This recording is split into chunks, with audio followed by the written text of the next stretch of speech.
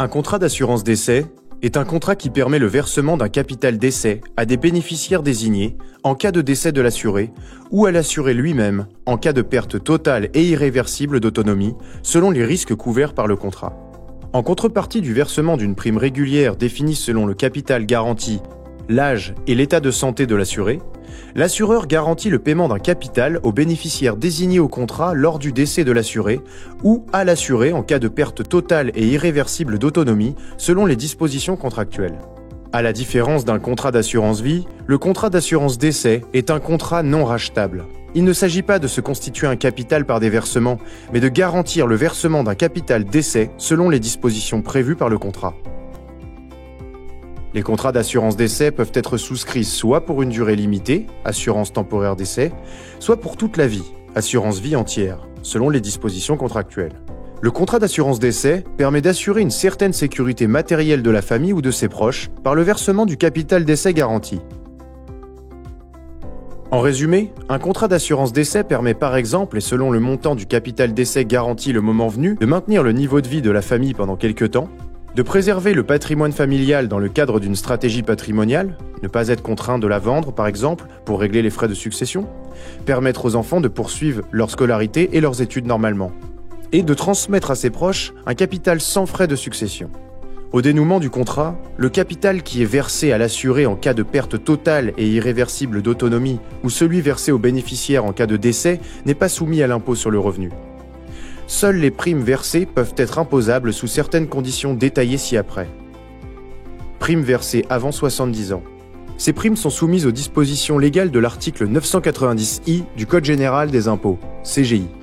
La dernière prime annuelle versée, correspondant au capital décès payé aux bénéficiaires, si elle est supérieure à 305 €, est assujettie à la taxe de 20% après un abattement de 152 500 €. L'abattement s'applique par bénéficiaire pour l'ensemble des contrats d'assurance détenus par l'assuré décédé. Taxation des primes appliquées dans le cadre de l'article 990I du CGI. De 152 501 € à 700 000 €, taux forfaitaire de 20%. À compter de 700 001 €, taux forfaitaire de 31,25%. Primes versées après 70 ans. Ces primes sont soumises aux dispositions de l'article 757B du CGI. La dernière prime annuelle versée par l'assuré après ses 70 ans est exonérée jusqu'à 30 500 €, tout contrat confondu. Elle est soumise au-delà de ce montant au droit de succession en fonction du degré de parenté existant entre l'assuré et les bénéficiaires. Dans tous les cas, les sommes versées aux bénéficiaires sont exonérées de droits de succession et de taxes sur les capitaux décès, lorsqu'elles sont versées au conjoint ou au partenaire de Pacs de l'assuré décédé et dans certains cas particuliers, à un frère ou une sœur de l'assuré. Et pour votre entreprise, sachez qu'il existe également des contrats d'assurance décès plus spécifiques au cadre de l'entreprise.